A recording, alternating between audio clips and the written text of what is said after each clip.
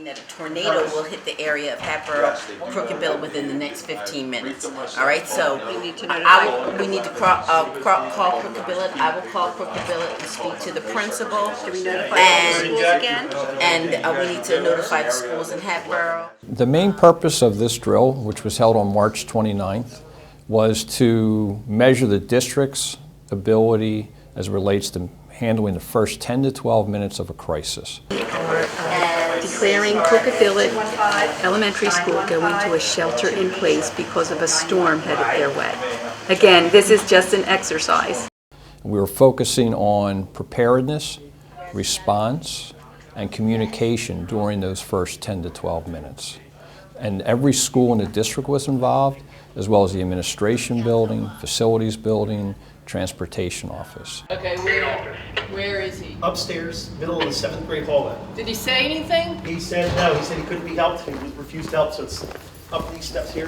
Okay. So our external partners that helped in preparing for this drill, developing the scenarios, and then actually participating that day included the Hatboro Police Department, the Horsham Township Police Department, the Hatboro and Horsham Fire personnel, EMS personnel, and emergency management personnel, as well as emergency management personnel from the county.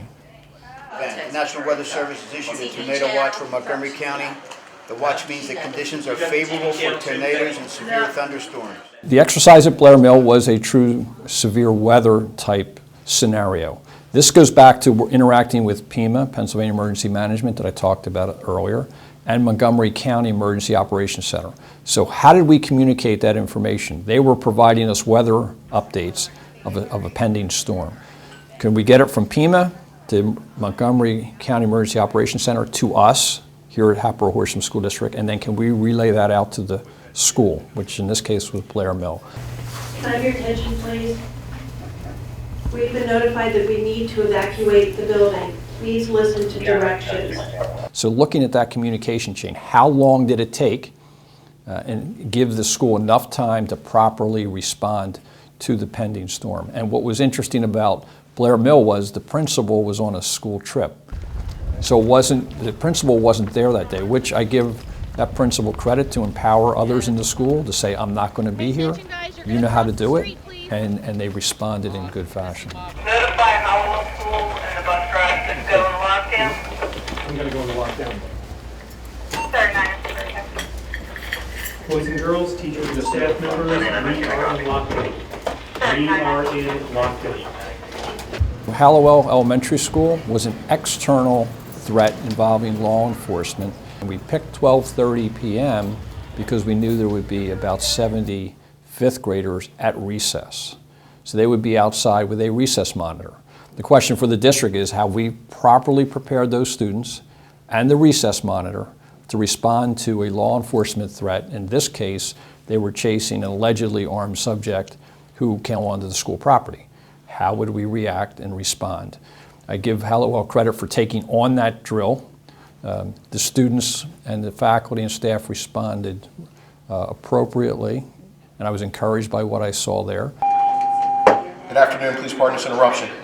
Ladies and gentlemen, we've just been informed by the Horsham Fire Department and the Horsham Police Department that we have a major gas leak in the building.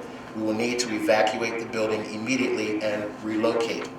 Due to the possibility of inclement weather approaching, we will travel to relocation point number 2, which is Simmons Elementary School. So the exercise at the Hatboro-Horsham High School and Simmons Elementary School are basically on the same campus, for those that aren't familiar. The idea was there was a supposed gas leak at the high school. How do you move approximately 1,300 to 1,600 students safely out of a building, a 3-story building, and then relocate them to another facility, which was Simmons Elementary School? Science, family consumer science, physical education, and health. Please move immediately. I give Dennis Williams, the principal, and his staff credit for the idea, for coming up with a game plan, a strategy to be able to move that many students out of the high school in an orderly fashion and be able to account for those students once they got out of the building, moved over to Simmons. And I give Karen Kanter, the principal at Simmons, and her staff credit because they had to take in roughly 1,400 students in the middle of their school day. How do you do that with the students they have and then relocate, and then the whole transportation piece? So I give Wayne Langford and his folks credit for the strategy of being able to then, once they're relocated, to be able to transport them away from the area. Top of this is just the medications, Benadryl for anaphylaxis, and we have EpiPens right here that gives epinephrine to someone who has an anaphylactic reaction, a severe allergic reaction to something. So I've been meeting with their nurses over the last few weeks and identifying what we could say is a go bag.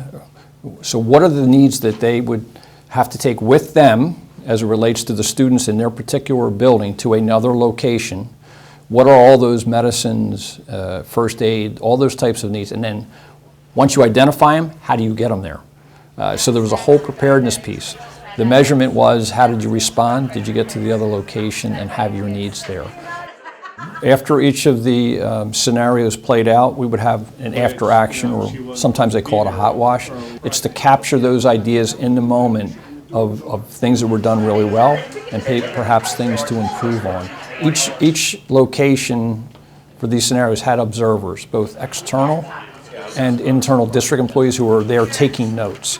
So the idea was not to point out necessarily people's failings or shortcomings, but collectively as a district, can we learn from each scenario and then grow from that? And so the idea was to quickly get together, share some thoughts, and we will continue to do that over the next few weeks as well.